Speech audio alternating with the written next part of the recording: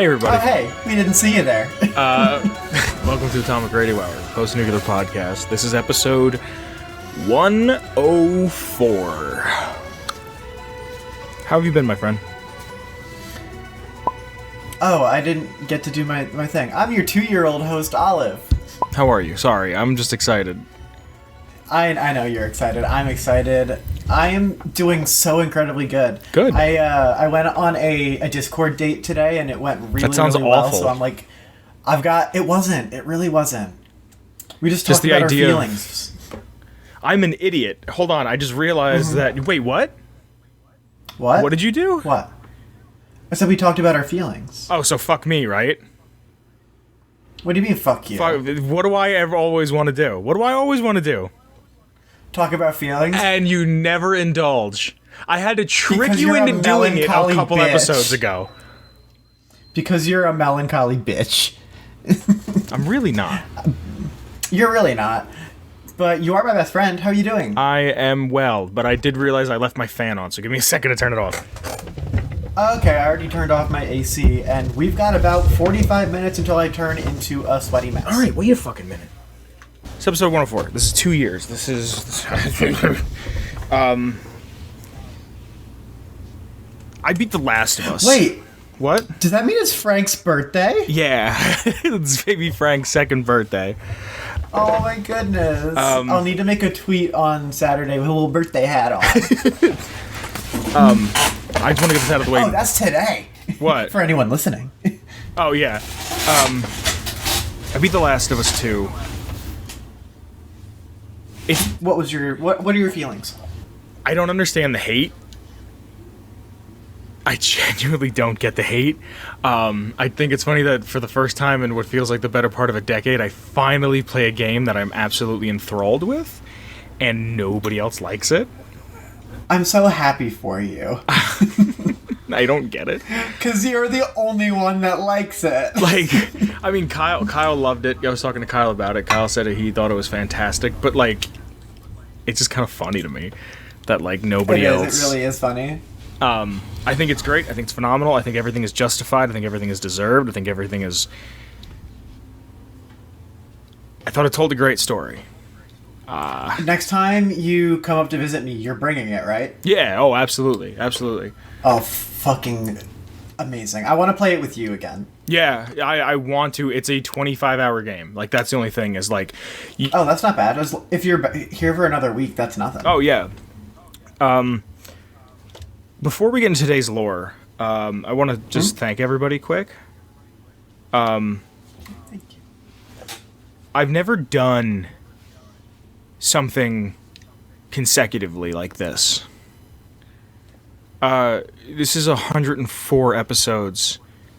It's, if you count not just the streaming stuff, but the YouTube stuff, it's over 100 hours, if not more, definitely more, of entertainment. I feel... I come from a very weird mindset of you should never hype yourself up. Just because I once heard 2 Chainz say that you're only as good as the last thing you put out. So as soon as the album comes out, like, revel in it for a little while, but you need to start working on the next project because you're only as good as the last thing that came out. And things either get better or worse with age. And I just want to thank everybody who's been here for a long time, anybody who's been here for just a few weeks. From a few weeks to a few months to, at this point, 2 years. Yeah, like... And, like, I'd like to just kind of butt in a little bit. Yeah, like, throughout the lifetime of this program, my face has been quite different. And we never really had an adult discussion about that. Not that I feel like we really needed to, but, like, the amount of support that we get from the community is just absolutely fucking insane. Like, you guys, like, turned on a dime, like, and I feel very accepted, and I love you guys all so much. Yeah. I remember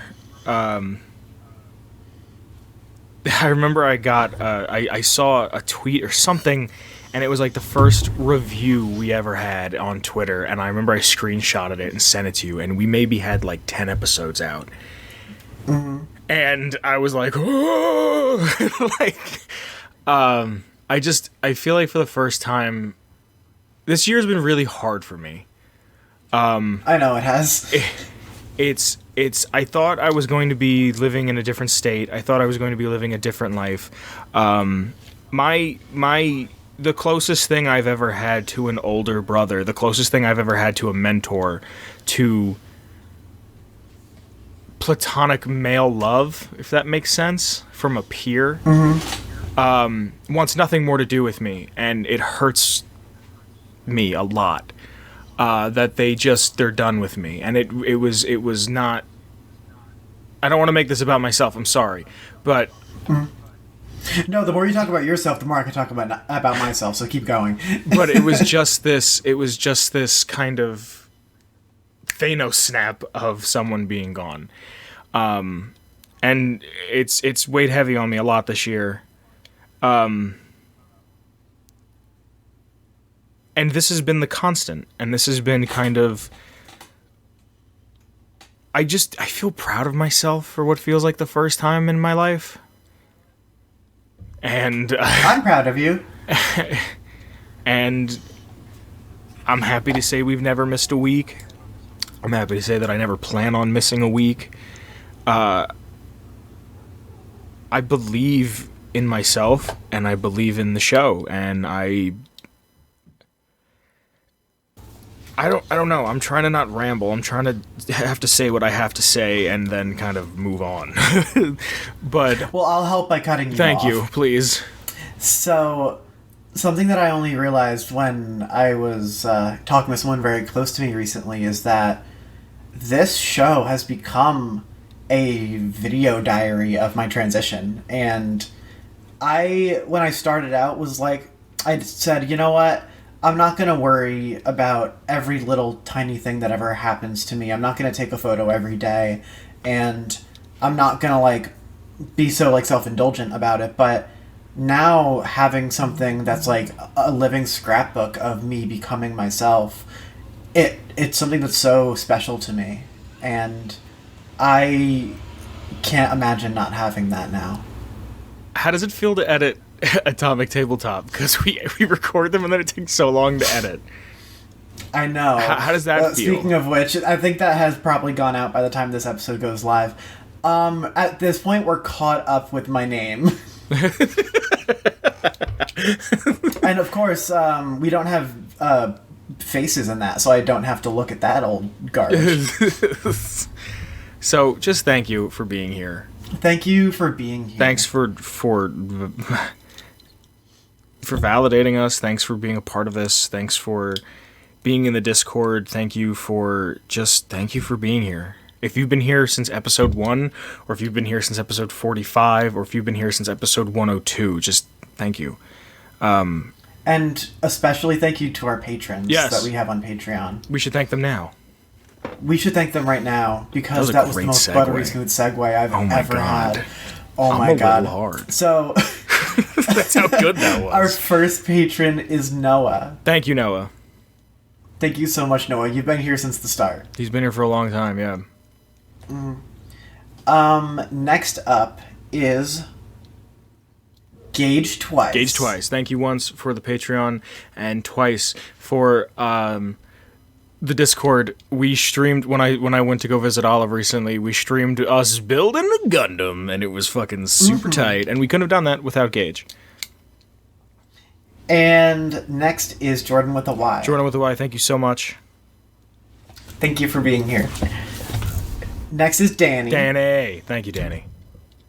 Thank you, Danny. And last but definitely not least is Marcus. Thanks, Marcus. Everyone, thank you so much for your generous contributions. We couldn't do this without you. Yeah, quite literally. Quite literally. Yeah, let's get right into the lore. Yeah, let's go right into it. Oh my god, I'm gonna cry. Yeah, I was doing my best not to. Episode 104, we're doing the lore on the Enclave. Oh, you're giving us a treat by doing something that actually took effort. Wow. Okay. Alrighty then. Oh, I'm sorry. I'm just feeling very emotionally charged, and that was the funniest thing I could think of. The post-war institution that developed from the...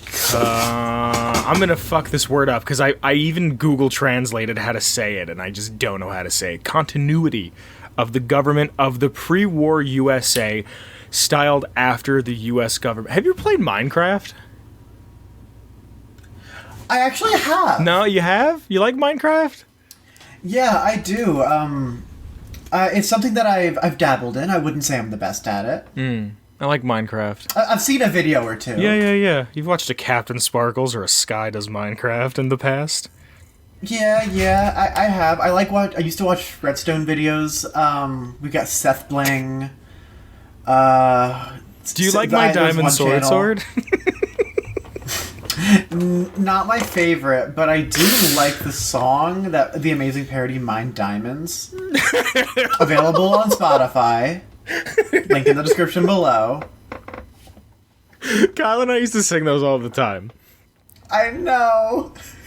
Prior to the war, they operated in secret under the same name. The members were members of the U.S. government and the military-industrial complex, one of the smallest factions in the wastes. The exact strength is impossible to gauge because of how closed off they were. The Enclave oil rig was the control station, or control station enclave, had anywhere from 100 to 1,000 people on it. And that was pretty much the headquarters of all of the Enclave up until the end of the events of Fallout 2, right? Okay, yeah. So that was 100 to 1,000 people. Just for some context, Shady Sands, which was built from scratch, houses 3,000 people, approximately. So wait, Shady Sands was about 3,000. What was that one? The Like Enclave 1,000? was anywhere from 100 to 1,000 people on the oil base. Like, that's how small their numbers were.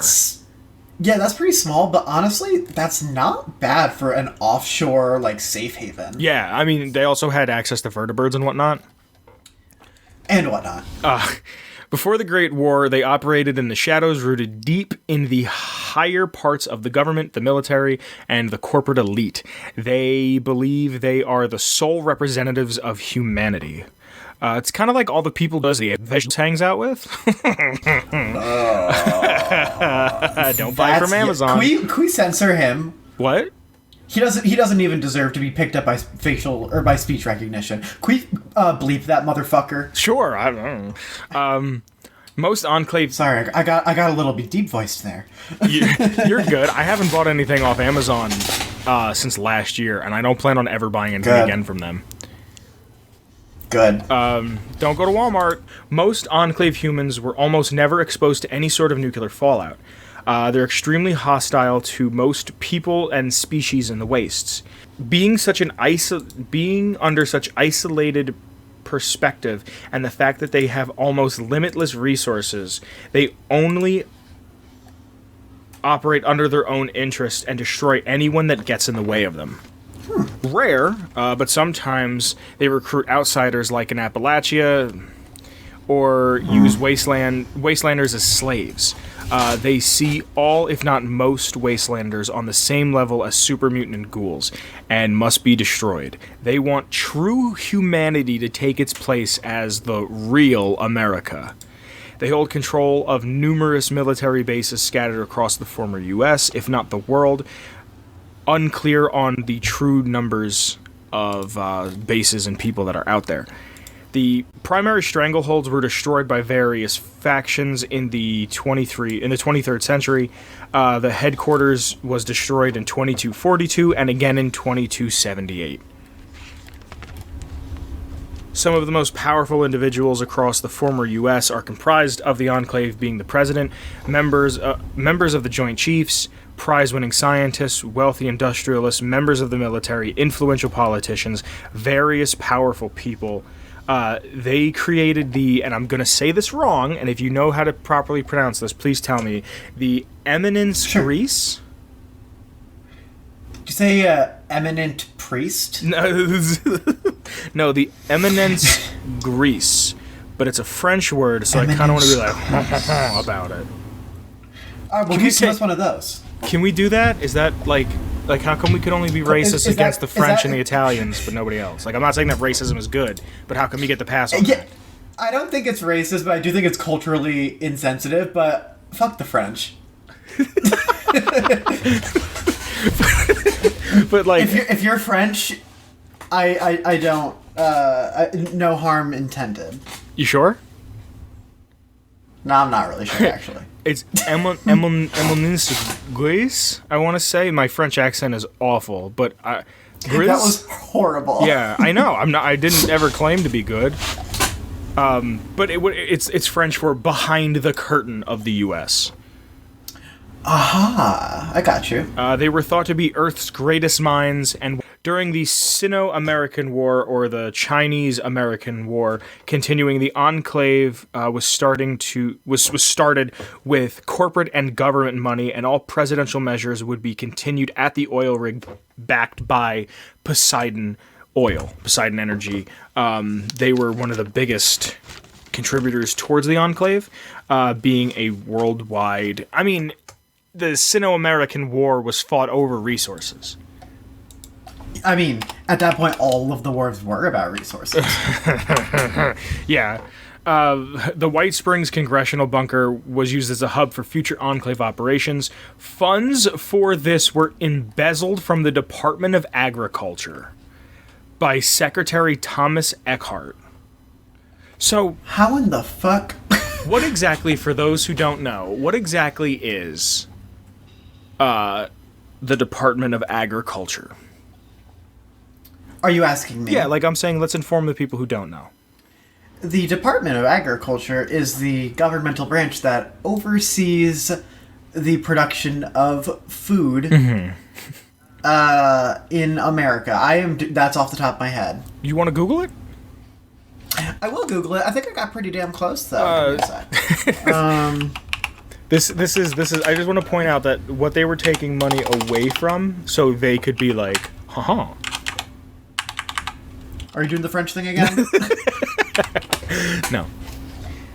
No. Anything? Give me a sec. What does El Goog say? Okay, I got it. Tell me. The United States Department of Agriculture, also known as the USDA for anyone that's in the food industry, also known as Agriculture Department, is the U.S. federal executive department responsible for developing and executing federal laws related to farming, forestry, rural economic development, and food. It aims to meet the needs of farmers and ranchers and promotes agricultural trade and production. Do you know? Amongst other things. Oh, I'm sorry. You good? Yeah, it says that they're, that's fucking funny. What? Fosters rural communities and works to end hunger in the United States and internationally. Yeah. And there's such thing in the United States as school lunch debt. Yeah. Mm-hmm. I can't tell you how many times I couldn't buy lunch because I owed $3.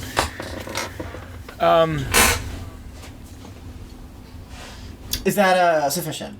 Yeah, no, that's fine. I just think it's funny that it's like, here's this war, resources are running low, we're killing people for next to no reason. Hey, the most affluent people need to survive, right? Oh, absolutely, this is America. All right, cool. Take away school lunch. Like, take away soup kitchens. Yeah, just... take away... defund food. What?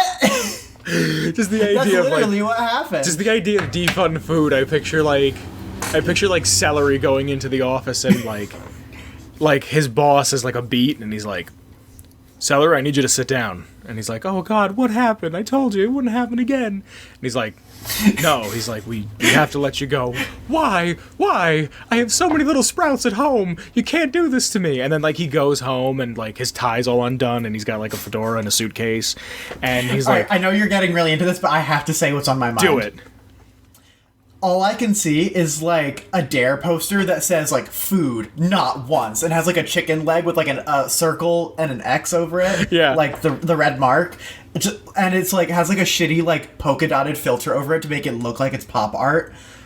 Food. Like not a Liechtenstein? Yeah, exactly like that. So these funds were embezzled from agriculture, and Thomas Eckhart, who might have been the last president of the U.S., we'll get into a little bit of that later. Except for Tom Henry Eden. Tom? Or John Henry Eden. I said, Tom? Who the fuck is Tom? Also, Raven Rock was on the DC side of things as being a hub that they can use. In March of 2077, the world heading for certain death, the U.S. president and various enclave members retreated to fortified places around the globe. Some stayed in power for appearances and only fled when the nukes were imminent. Once groups found shelter in the White Springs bunker. One group found shelter in the White Springs bunker because of casualties. Thomas Eckhart, Secretary of Agriculture, gained leadership. So, can you do me a favor? Yeah. Can you look up the I know if succession of power? Yes, if the I didn't know that's what it was called, but if the president dies, President, Vice, Secretary of State, I think then it goes to Secretary of Defense. So let's see how far everybody died to the point that it's Secretary of Agriculture. Who should run the country? The man who does the food. Oh yes, all right, it goes Vice President, hold on. It goes President, okay. Vice President. President, Vice President, Speaker of the House, President pro tempore of the Senate, Secretary of State, Secretary of Treasury, Secretary of Defense, Attorney General, Secretary of the Interior, Secretary of Agriculture. So how many people? Including the president, that's 9 people would have to die. I love the idea of just Would you like me to go through the rest of the list? How much further does it go down? There's a lot. It goes to the mayor of Detroit. After that, it goes Secretary of Commerce, Secretary of Labor, Secretary of Health and Human Services, Secretary of Housing and Urban Development, Secretary of Transportation, the bus driver, Secretary of Energy, Secretary of Education, for president. Secretary of Veterans Affairs, and finally on the list before just complete societal breakdown is Secretary of Homeland Security. Which honestly, I think should probably be above the bus driver. That at least deserves to be in the top 10. I can't get over, because you know how most bus drivers are immigrants in this country, or taxi drivers, bus drivers. At least in New York, you know what I mean? Yeah. I just think that's so funny. This country that hates immigrants. Let's just the king bus driver. That's a very interesting apocalypse scenario. What is king the bus king driver. of when the world went to shit, he can fit 45 in one spot at a time and transport them. This is his legend. Daryl King is the bus driver. Fucking. All right, so. Hold up. I do want to send this to you because if you look at the list, it's going to be in Host Lounge. Oh, okay. I just think that's so funny. 9 people had to die. White Springs bunker fell off of the enclave grid almost immediately. So here's Thomas Eckhart, who could be the last president. We don't really know. He became acting president because he left, I'm guessing, with the president. It is never quite stated who the last president is, I don't believe. Let me look it up quick, but I don't want to talk out of my ass. As if we don't do that frequently. Yeah, it's a podcast. It's like a free license to talk out of your ass. If we took out all of the ass talkery, it would be Atomic Radio 10 minutes.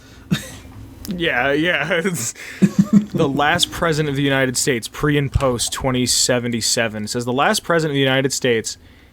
the last president was elected into presidency prior to 2076. Most of the information known about him comes from newspaper articles found in the Capitol Post and the Boston Bugle, and secondhand information given from the Enclave sources.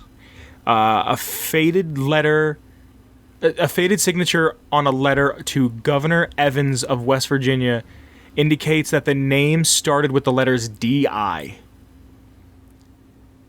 That's about all we have. I kind of like not knowing. Yeah, I'm fine with not knowing. But I just think it's so funny. I just think it's so silly. So here's the last president. Here's supposed to be the Enclave base on the home front in the White Springs, and then they just fell off the grid. Like, he just stopped working. The Enclave used Project Safe House and Vault Tech's network of vaults for grand social experiments, much like you probably already know, to test unique circumstances. The Enclave oil rig had equipment to allow them to observe and control vaults. They sent the all clear to Vault 8, prompting them to leave and then build Vault City. And it allowed them to see that Vault 13 was pretty much intact. In Appalachia, Secretary Eckhart redirected his isolation branch of the Enclave to eradicating communism by any and all means. Their reign lasted less than a decade, and it brought the region to near extinction. Which I think is just the Bethesda way of going. You do capitalism too hard. What? What? I didn't say anything. But I think this is Bethesda's way of going. There's nothing here. Death. This is the no zone where we just don't let you know. Yeah. Yeah. They had a resurgence with Modius being the only survivor in Appalachia besides whatever 76 Vault Dwellers made it inside of the White Spring. Which I have then written down bullshit and prequel shit. I was having this conversation with somebody recently. I don't like prequels because there's no weight. You know what I mean? What do you mean that there's no weight? Like, I watched because Black Panther. The events that are going to end up happening? Yeah. Like, I watched Black Panther because I really liked the last Avengers movie. Mm-hmm. And I was like, wow, this is actually, like, a decent movie. Like, I'm probably never going to watch it again, but I was like, this is decent, and I like this a lot. And it was cool to see, like, spoilers, but everybody saw this movie. It was neat to see, like, Captain America with Thor's hammer. Like, it was just shit that, like, even though I'm not a huge comic book fan anymore, it was cool to see that shit. Shit that I knew existed. Like, when he says, Hail Hydra, like, it was just cool to see shit like that. You know what I mean? Yeah, it was really cool. So I went back, and I understood the cultural importance of Black Panther, and I watched it. And, one, it's just a boring movie. Like, I just think Black Panther's not super entertaining. But also, he dies in, like, the first 25 minutes, and I was like, I know T'Challa is fine. Like, I'm not... Because even if I would have saw this movie when it came out, I knew the next Avengers was coming out. I knew he was going to be in it. So, like... Yeah. I struggle with that a lot, too, because it's just like, oh no, is Spider-Man going to get undusted in Avengers? I don't know. He only has 3 more movies scheduled in the next 10 years. Yeah, like, I know he's going to get, like, it's... Yeah. There's no weight there, so they're, like, telling, like, because the way I see those movies now is just they're prequels for the big one. You know what I mean? Instead of, like, the way I think a movie sequel should go is it builds upon each one, where I feel like because they announce, here's the next 15 movies we're going to make, each one is just a prequel to the final one. Mm-hmm. You know what I mean? Yeah. Like... Yeah. Like, as far as I know, Tarantino didn't put out Kill Bill and was like, all right, well, this is only the first part. So you know that she lives. Like, you know what I mean? Like, but... Yeah, right, yeah. John Henry Eden was called upon after the loss of the oil rig by the 2120s. The Kodak Maldivian was shut down. Now, I didn't do much research on the Kodak Maldivian, so let's do it together. Okay. Do you want me to look at that? You can. Actually, I'm going to let you do it because I have no idea where to start spelling that. It is the Kovac Maldivian platform. Muldoon platform is an Enclave satellite orbiting in 21 XO2. The Kovac Muldoon is an automated support satellite located in the geosynchronous orbit above Appalachia, slaved to the White Springs Congressional Bunker. To the bunker, and governing intelligence Modius launched in the terminal years of the U.S. The Kovac Muldoon was a mighty system, providing the bunker's denizens with an eye on Appalachia, complete with the ability to launch orbital missile strikes at need to minimize the threat of detection and destruction. The KC was also equipped with the latest anti-detection system. So it's a MacGuffin, as far as I'm concerned. It's a MacGuffin. And again, this is where I get my whole, like, this is why prequels are dumb, because I've played a game that takes place almost 160 years after this, 80 years after this, and I know none of this fucking matters, because none of this shit, like, you know what I mean? Like, it's really hard to make a prequel compelling when you know what the end is. I know that all the people in my gang in Red Dead 2 aren't gonna die because I killed them in the first one. You know what I mean? Yeah. But whatever. So, the Enclave did not return to the mainland for decades. By the 2140s, they adopted a policy of deeming its main goal its main goal was purity, to be free of any kinds of mutations. Before the Great War, they started developing new tech, various versions of the T-51B power armor, but it failed to yield results. By 2215, President Richardson made a presidential order to craft new power armor, and this is where you kind of get the Enclave power armor, or the advanced power armor. I have no fucking clue what it's called at this point, but it's advanced power armor, it's power armor, or Enclave power armor, and then it's XO1, XO2. Whatever the fuck, hopefully by the next game they figure out what we're going to start calling it. In October, yeah, right? I hope. Just like, you want to fuck around and change everything for West Virginia? Fine. Whatever. Fine. You got to make a game. Can we just get naming conventions down? Like, if you're gonna make shit up and say that Arthur Maxon, or not Arthur Maxon, I'm sorry, the first Maxon came all the way to West Virginia, can we at least get the names right of things? Can we just say this is what the name is? Can we solidify what names are? By October, and I'm a fan of these things, and that's why I get passionate about it, because I'm not going to sit there and idly go, oh, well, no, I care about this thing. I want this thing to be as good as it can be, and when it feels like they're losing touch with it, I get upset. It's not coming from a place of malice, is what I'm trying to say. Right, yeah. In October of 2220, the project was completed. By 2235, that's the power armor. By 2235, they began experimentation on Deathclaws, and they wanted to create cheap troops for waging war on hostile enemies. July 20th of 2236, the Enclave rediscovered the ruins of the Mariposa military base, and the Chemical Corps scouted through the base. Assault groups started to take slaves and captured Melchior, Melchior? Can you do that again? Melchior. Melchior, right? Maybe Melkor? Depending. Melchior. This is a Fallout 2 character. They captured him from Reading. Many slaves and construction crews were unearthing tons of rock to uproot the Mariposa military base. Unprotected wastelanders were exposed to low levels of FEV in the ruins. This is where Frank Horrigan comes in. He was sent to the oil rig for testing because of his exposure to the FEV.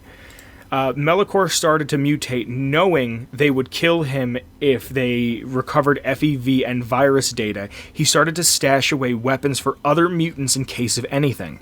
By January 2237, scientists obtained a pure FEV strain.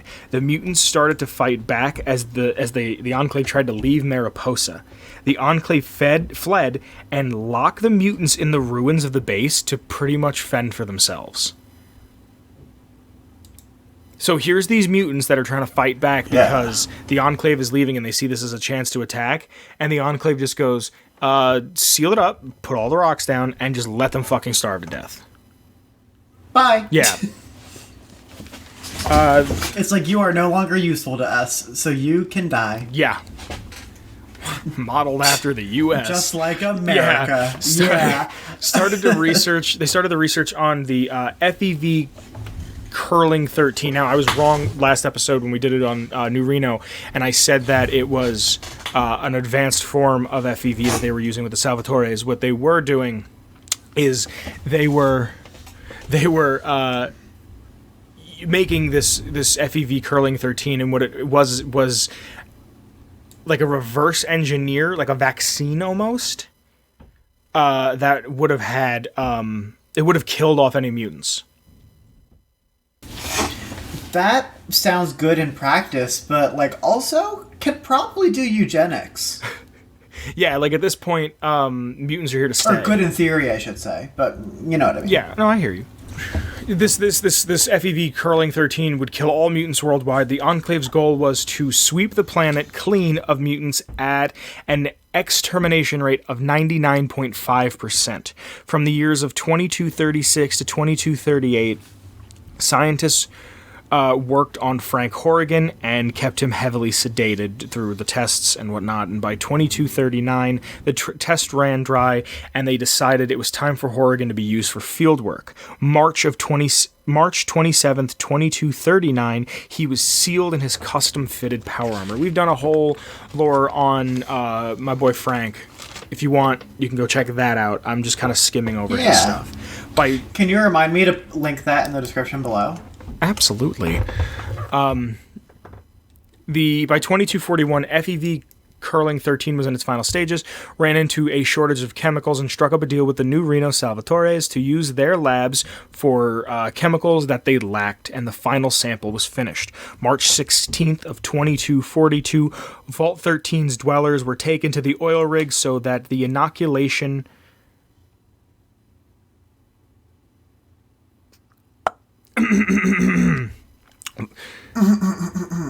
Alright, fuck you. March 16th of 2242, Vault 13's dwellers were taken to the oil rig so that the inoculation rendering humans immune to the FEV-based toxin could be tested. At about the same time, the village of Arroyo was also raided to acquire subjects to verify the effectiveness of FEV Curling 13. So they took Vault 13 as kind of like the control group to see how they would deal with it, and then Arroyo, which I don't know if they knew. They might have not. I'm not 100% sure if they knew that it's pretty much like the same strand of people, because you're the great-great-grandchild of the Vault Dweller from Fallout 1. So it's like the same DNA line, more or less, because there's only how many people in a vault, and you know they were all getting busy. They were all up in that busy just shit. Fucking rearranging the Alright, can we just say, guts. Vault Dwellers fuck. These Vault Dwellers? They fuck. I mean, what else you gonna do? Read the same fucking magazine over and over again, or just fuck? I always thought it was funny in the goat. It's like you find a rare issue of Brobnar the Barbarian. It's like, what do you mean? Grognak. What did I say? Brobnar. What the fuck is Brobnar? Oh, Brobnar's from fucking Keyforge. Sorry. Oh, is it? Yeah. Yeah, it is. Here's this rare issue of Grognak. It's like, what do you mean rare? All of the Grognak books that are down here have been down here. They've been here for fucking years. Unless someone just like pissed on all of them and set them on fire. Yeah.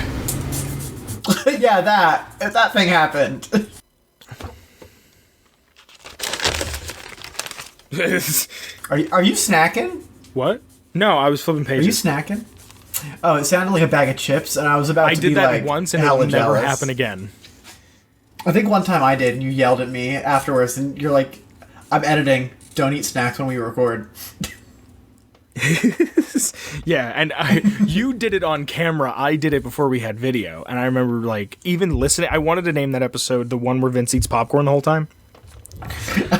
Autumn of 2242, a target toxin of the target toxin effectancy of 99.5% was reached. 250,000 gallons were manufactured, prepared for release into the jet streams.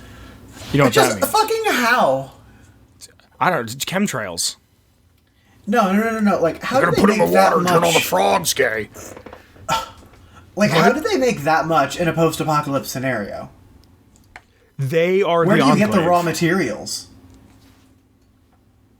They're the one of the I only guess. groups that has pre-war knowledge. They know how to do things at a pre-war scale. I guess you're right. The only people that are smarter than the Enclave are the Shi. You're correct. You know what I mean? The Shi are unstoppable. What's that? The Shi are unstoppable. They're the Shi. Yeah. They the fuck. Shi. They fuck. They fuck. They fuck so good. So hard. So just unequivocal. There's unequivocal amount of fuckery. So, hours before the Chosen One infiltrated the oil You know rig. what we need to call this episode? What? This episode fucks. Or Atomic Radio Hour fucks. Hours before the Chosen One infiltrated the oil rig, he killed the President Dick Richardson, or Richard Richardson, Or Dick. and Frank Horrigan. Dick's son.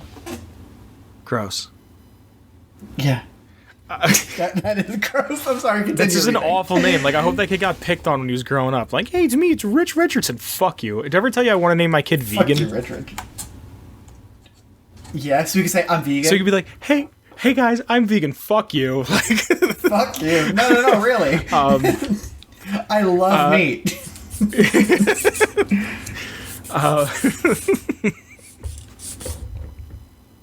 he's a gay dude. Sorry. Hours before the Chosen One infiltrated the oil rig, he killed President Dick Richardson and Frank Horrigan and triggered a nuke, obliterating the toxic supply and pretty much getting out, not making sure that global genocide never happened to anybody with any sort of affliction that wasn't 200% pure. Post-Enclave, the destruction of the oil rig was a monster blow to them. Sergeant Granite regrouped at Navarro. By late 2242, senior scientist Autumn was contacted by John Henry Eden, the new president, ordered most of the West Coast forces to relocate on the east coast of Washington, D.C. Navarro remained an Enclave base. By 2246, the NCR invaded, stating that Navarro posed a threat to the NCR, and the NCR won. The Enclave... Is that where Arcade Gannon was? At Navarro? Was he at Navarro? Yeah, he was, because his dad was Enclave, right? Yeah, him and the other people in that quest were from the Enclave. Yeah, because he even says, he goes, I don't like the NCR, but it's better than Caesar. Mm-hmm. Huh. Do we ever do an episode just on Arcade? I think we did the Followers and he came up. Yeah. I'm not sure. He's come up a couple times in the Followers episode, in the Fuck, Marry, Kill Companions bit that we did. Oh my god, that's from like one of our first episodes. Yeah, That it was a recorded long time in ago. your bedroom 2 years ago. More or less. Wow. Wow. The Enclave remnants fled The east. Enclave. One more time, do it again. The Enclave. One more time. I'm sorry. No, do it again. Do it happier and with your mouth open. Look right into the camera when you do it. The Enclave. Their remnants. I'm sorry. No, you're good. You said it kind of funny, and then I just kept saying it. Their remnants fled east or attempted to join the NCR with limited success. John Henry Eden and the Enclave soldiers grouped at Raven Rock. They had full manufacturing facilities and a sizable stockpile of resources. This allowed the president to create an armory of robotics and provide his new human subordinates with military technology. iBots were crafted to roam the waste and spread a message of pre-war America. During this time, they kept a low profile using Raisin Bran Crunch, using Raven Rock and Adams Air Force Base to slowly rebuild. They had new inventions like the Duraframe iBots and the Hellfire Power Armor. The Hellfire Power Armor, what's that? You don't remember that one? No. Is that in 3? It was in the DLC, Broken Steel, they were the Enclave Power Armor soldiers that shot the Incinerator Johns. Yeah. I remember that now. What's that? Oh, yeah. I remember that now. Are you being facetious? Are you being an asshole? I'm not being an asshole. I just pushed that trauma way down there. I see. Yeah. So, the Enclave began a large-scale campaign expansion in 2277 as Project Purity, a massive water purifier in DC's tidal basin, was activated. Enclave forces raided the facility, establishing a secure perimeter around it. However, due to the actions led by the scientist who committed suicide by activating the purifiers prematurely and flooding its control chamber with radiation, almost killing Augustus Autumn in the process, they were unable to use it. The Enclave focused on shadowing the scientist's child, the Lone Wanderer, to locate the parts necessary to the purifier to function, and captured them on their way out in Vault 87, as you probably already know. Colonel Augustus Autumn openly defied the president's plans to contaminate the water with modified FEV so that it would cleanse the wasteland. The colonel instead wanted to use the purifier as a way to unite the wasteland and establish the Enclave as its savior. The Enclave's attempts were stopped by a sudden raid by Lion's Brotherhood of Steel, a pre-war machine code named Liberty Prime, assisted them. I'm sorry, can you say that again with more gusto? Liberty Prime! Thank you. You're welcome. They killed hundreds, if not thousands, of soldiers on their way there, taking down large numbers of vertibird gunships. Enclave calling in reinforcements, but nothing really helped. The battle ended in success for the Brotherhood of Steel, who proceeded to lay claim to the now active purifier. The ultimate fate of Colonel Augustus Autumn, present at Project Purity during the raid, remains unknown, but he's most likely a dead man. A very big dead. The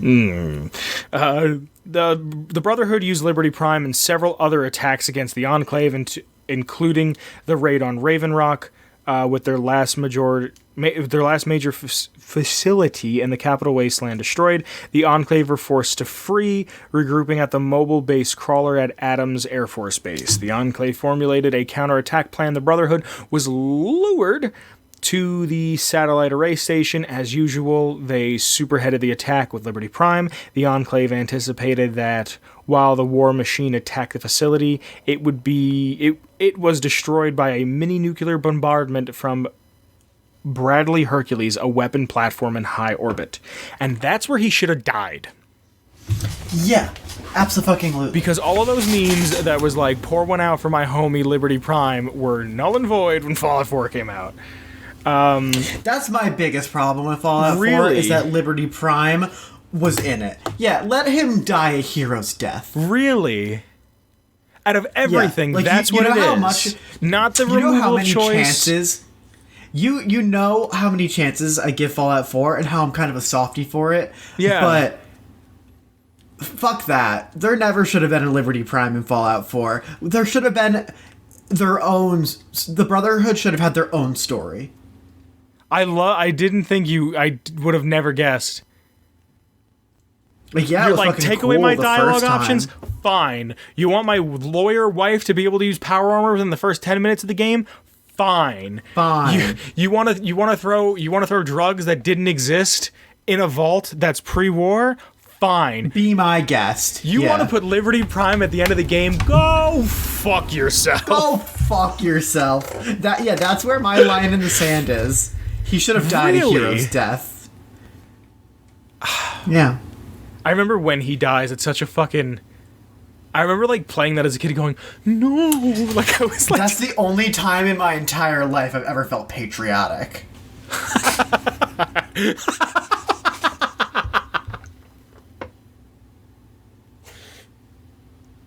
He's the only war criminal I feel comfortable saluting. Like, you know what I mean? Too. Like, Jesus. That's so fucking funny. So, alright. By the 2281s, the Enclave's presence in the West largely faded. Nearly 4 decades after the fall of Navarro, members who have not quite integrated with the NCR or were captured and tried for war crimes fled to the fingers of the Republic, keeping out of sight. One squad is known to have ended up in the Mojave. On the frontier between the NCR and Caesar's Legion, most of these old war horses have found new lives, although their weapons and armor remain safely stored, awaiting the last call to battle that may never come. The only other remnants of the Enclave is that it isn't a rusted wreck. The only other remnant of the Enclave that isn't a rusted wreck or repurposed machine is Eddie, a Reforced Combat model Ibot sent out from Adams Air Force Base before its fall. Representing the last prototype of its line, it was sent to Navarro by the way of Illinois. Its creator not aware that Navarro had fallen, if it's not known if Eddie ever tracked down the Chicago outpost or if it even exists. All that remains of it is a license plate bolted to Eddie's side. I kind of have some things here. I don't know if it's super necessary to go through, but their society and their ideology, because we kind of already touched we live on in a it. society. What? What? No, I mean we absolutely do. Yeah, I didn't know who was going to say it first. I'll read society quick. The Enclave has permitted itself after the. Hold on. We've been recording for an hour. Dude. I know. Hold on. There's so much lore. But there was also a fucking 15 minutes in the beginning of us trying not to cry. The Enclave has presented itself after pre-war United States of America, scaling down its structure to match its smaller size. The Enclave is led by a president, elected by the people of the Enclave. Without a term limit, the president is assisted by a vice president who together from the executive branch of the government, which we kind of already went through. Okay. They're awful evil people. There's a couple different spots. The notable bases I'll go through real quick are the oil rig, the Adams Air Force Base, the Enclave Vault Research Control, active at Poseidon Station as of 2241, Navarro, Remnants Bunker, Raven Rock, Satellite Array Station, the White Springs Bunker, and Chicago. And that's you forgot to pause for eye roll for White Springs Bunker. That's pretty much the Enclave. I probably missed something. There's some other shit here about military and peacekeeping and recovery, Secret Service. Didn't you miss the whole part where there's mining and crafting? No, yeah, I skipped a lot of that. You didn't even mention creepers. Are you kidding me? I felt like it would be redundant. Do you take me as a fool? No, not you. There's a lot of shit here. Like we're gonna need like a second part. For real? Yeah, like we're gonna need Enclave Part 2. Oh, fuck yeah. I don't know if we'll do it next week, but we're going to wind up doing it sometime because there's a lot more than I realized. It took me 2 days to write the notes that I have, and it took us this long, and the last, 10 minutes I read off my phone. That's how much shit there is. Jesus. So, for society, I'll go through society, I'll go through ideology, and I'll go through, the bases. I'll go through all this other stuff, and we'll do Enclave Part 2 because there is so much more than I realized. What I'm going to do is I'm going to... You will get the Enclave Part 2 at another time. I'm not going to guarantee what time. I don't know when. Definitive edition, the book, the ball, the game. Of just the extra stuff that we left out. what I kind of went through was just the basic history, just their basic timeline. Their other stuff, their society, their technology, their ideology, all their other stuff, I will go through at a later point in time. I didn't realize it was that long, but at the same time I did. So that's everything I have on the Enclave. For now. For now. A big, beautiful Buick Enclave. I'm surprised we didn't make that joke till right now. Big, beautiful Buick Enclave. Do you have anything else you'd like to say for episode 104? Thank you so much for being here and supporting us for over 2 years. Even if you've been here for just a small amount of time, your support really matters, and it, like, really makes a difference. Just thank you so much. Like, really from the bottom of my heart. Yeah. Thank you. Even though we didn't really talk about much except the Enclave this episode, like, honestly, like, really thank you. Yeah. Thank you so much for being here. Like Olive just said, if you're here for a week or if you're here for 2 years, thank you so much. I want to know what you guys want to see. I want to know what you guys want to see out of the channel, out of us, out of the show, out of... I mean, we have the YouTube channel. We can do literally whatever the fuck we want with it. If you guys want to see certain things, let me know. If you guys want to see Let's Plays, let us know. If you want to see this and that, let me know. Just let me know what you want to see. I want to make this... We got you. I want to make this as big and as I want to just make it as entertaining as possible. And I want to make it where you can put on a couple episodes and fall asleep to it. And not just because, like, haha, bring in that fucking ad revenue, baby. But, like... Which we don't even get yet. Yeah, because we don't have enough subscribers. But still, like... But what I'm saying is just, like, I want it to be... Everyone that's listening on a podcasting app, go subscribe to our YouTube to get our numbers up. Please, yeah. Yeah. Maybe we can start getting ad rev. And then, but it's just those little things that when you add one thing, it becomes another, and the ball continues to roll. And once you have it, it gets bigger and it gets better, and you can do more with it, and you can use your platform for greater things, and we can do more charity stuff. And maybe if I can figure out how to use fucking Twitch, I could do charity streams and, like, you know what I mean? The fireworks have started in my neighborhood for the 25th night in a row. When I was there, they were going pretty hard. But thank you. Thank you so very much for being here. It's been 2 years. It's been great. We have 104 episodes now, and at least 90-something of them have a tail end about my main man, Shane motherfucking Ivers. Hit him with it. Oh my gosh, if you want to get our intro music that we've been using for 2 years... Roughly. You can get that... Roughly. You can get Feather Duster by Shane Ivers at www.silvermansounds.com/freemusic/featherduster. But that's not all. We also offer social media. If you'd like to find any links to our social media, ours personally or the show, you can check it out in the description below. There's links down there to our Twitter and our Instagram, which I promise you we're using. And there is also a link down there to our Discord. Our Discord is a whole fucking heaping fun. We stream in there. We're always having some sort of a conversation in there. The other night, I fell asleep while we were all playing Jackbox. Wait, you fell asleep during Jackbox? Yeah. I wasn't able to make it. Yeah, I fell asleep. You fell asleep? How did you fall asleep during Jackbox? Because I was up for, like, close to 30 hours. And I was like, guys, let's play Jackbox. I was like, I'll totally be there. And Jordan with the Y hosted, and she was like, you can go to bed. She's like, if you're tired, like, don't stay up for this. I was like, well, just get out of here, dude. I gotta be there. So I had this really weird setup where it was like on my phone, on my laptop, and I'm laying in bed with my giant sideways soup bowl headphones on, and like I can't lay on my side, and I just passed out. And I woke up and I was like, hey guys, I'm gonna go. And they were like, all right, bye. Also, check out Atomic Tabletop. That probably went out by now. Yeah, hopefully that went out on Thursday. It's the... you tell them about it. Hit them with it. It is our premiere tabletop post-apocalypse experience. We play Fallout D&D, a game that I converted into 5e, and play with people from the Discord and from my life, and that chucklefuck over there. Don't talk about Kyle like that. I wasn't. And we have a blast, and I get way too into it. So just come and enjoy the show. Put it on while you're trying to fall asleep. We'll get you there. If you'd like to support us and you'd like to see us grow and get bigger and better, you can throw us a couple bucks on Patreon, which you heard in the beginning of the show. We thank those wonderful people for that. It's never mandatory. The show will always be free. It'll always be on a free feed.